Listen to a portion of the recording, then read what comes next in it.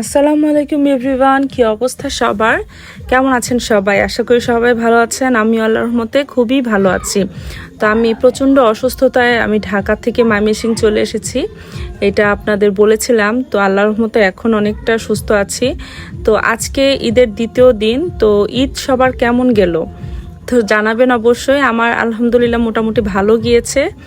তো আমি ঈদের দ্বিতীয় দিনে আমি এবার আমার নানা বাড়িতে যাচ্ছি। তো দেখতেই পাচ্ছেন আমি রেডি হয়েছি।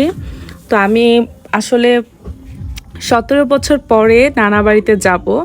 আমি সেই ছোটোবেলায় নানা বাড়িতে গিয়েছিলাম, তারপরে আর যাওয়া হয়নি কখনো। আমাদের বাসা যেহেতু ময়মনসিংহে, তো এখান থেকে আসলে গ্রামের বাড়ি মানে স্কুল কলেজ তারপরে বিয়ে ওইভাবে আসলে সময় সুযোগ হয়ে ওঠেনি নানা বাড়িতে যাওয়ার। তো নানার গ্রামের বাড়ি, আর এখন নানা বাড়িতেও তেমন কেউ থাকে না, সবাই শহরমুখী হয়ে গিয়েছে। তো গ্রামের বাড়িতে যাওয়াই হয় না কারোরই, খুব কম যাওয়া হয়। তো আমি আমার ছেলেকে গ্রাম দেখানোর উদ্দেশ্যে আর আমার নানা বাড়িটা দেখানোর উদ্দেশ্যে নিয়ে যাচ্ছি। তো আমার ছেলে তো অনেক এক্সাইটেড, কজ আম্মুর নানার বাড়ি দেখবে আর নানুর বাবার বাড়ি দেখবে। খালি একটা কথাই বলতেছে যে নানুর বাবার বাড়ি দেখবো, আম্মুর নানার বাড়ি দেখবো। তো আমার মামারা কিন্তু অনেক ফোন করে আমাকে, তখন আমার ছেলে আমার মামাদের সাথে কথা বলে অনেকটা ফ্রি হয়ে গিয়েছে, তাই আসলে অনেক বেশি এক্সাইটেড। তো এটা হচ্ছে ময়মনসিংহের ব্রহ্মপুত্র নদীর উপরে অনেক লম্বা একটা ব্রিজ। তো এই ব্রিজ পার হয়ে এই রাস্তা দিয়ে আমরা যাচ্ছি। তো আজকের যাওয়াটা আসলে পুরা ব্লগটাই হচ্ছে পুরা জার্নি নিয়ে। আসলে আমি যাওয়ার পর্যন্তই ব্লগটা করেছি, তো তারপরে আরও ব্লগ আসবে নানার বাড়ির। তো আমার ছেলে তো খুবই মজা করে এটা সেটা খাচ্ছে, আর আমরা উঠেছিলাম একটা লোকাল বাসে, কারণ আমাদের বাড়িটা হচ্ছে বাংলাদেশের শেষ প্রান্তে। তো ময়মনসিংহ ডিস্ট্রিক্টের শেষ প্রান্তে ইন্ডিয়া বর্ডারের সাথে। তো এই সাইডের থেকে লোকাল বাসই যায়, আর যায় হচ্ছে সিএনজি। তো সিএনজিতে আমার কিন্তু একটু ভয় লাগে, যেহেতু হাইওয়ে রাস্তা। তো আমরা লোকাল বাসই উঠেছি। আর প্রচণ্ড গরম। আর ঈদের ছুটিতে যে এত জ্যাম ছিল, মানে ফার্স্টের 2-3 ঘন্টা যেখানে 2.5 থেকে 3 ঘন্টার ভিতরে বাড়িতে পৌঁছে যাওয়া যায়, সেখানে আমাদের লেগেছিল টোটাল 5 ঘন্টা।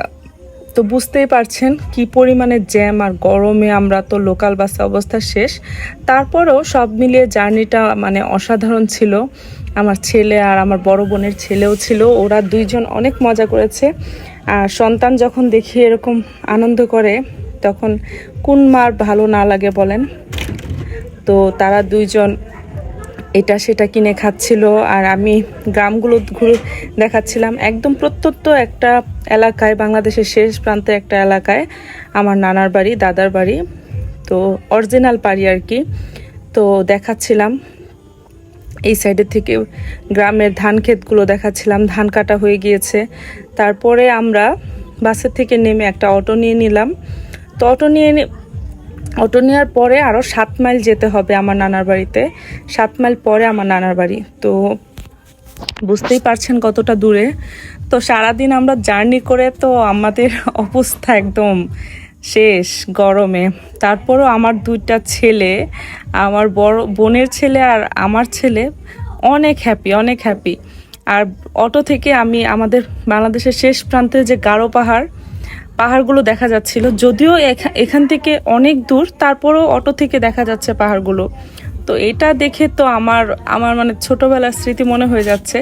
ছোটবেলা যখনই যেতাম তখন এই পাহাড় দেখার জন্য খুবই এক্সাইটেড হয়ে থাকতাম।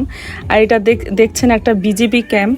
এই ক্যাম্পটা কেন এখানে বলেন তো? এই ক্যাম্পটা হচ্ছে, এটা যেহেতু বাংলাদেশের শেষ প্রান্তের এলাকা, বর্ডারের কাছাকাছি, তাই এখানে বিজিবি ক্যাম্প আছে, পিডিআর ক্যাম্প আর কি। আর এখানে একটা দেখতেই পেলেন যে একটা হসপিটাল। তো এটা আমার নানা বাড়ির সাথে। তো নানা বাড়ি প্রায় কাছাকাছি চলে এসেছি।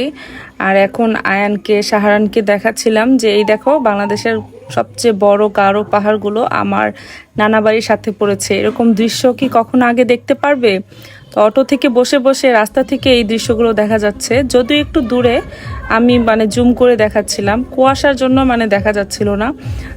সন্ধ্যার আগে আগে যাচ্ছি তো, সন্ধ্যার সময় ওই সাইডে কেমন জানি একটু কুয়াশা কুয়াশা হয়ে যায়, তাই স্পষ্ট দেখা যাচ্ছিল না। কিন্তু দিনের বেলা, সকালবেলা বা 12টা-1টার দিকে স্পষ্ট মানে পাহাড়ের উপর দিয়ে বাস যাচ্ছে, পাহাড়ে আগুন জ্বালাচ্ছে, সব কিছু দেখা যায়।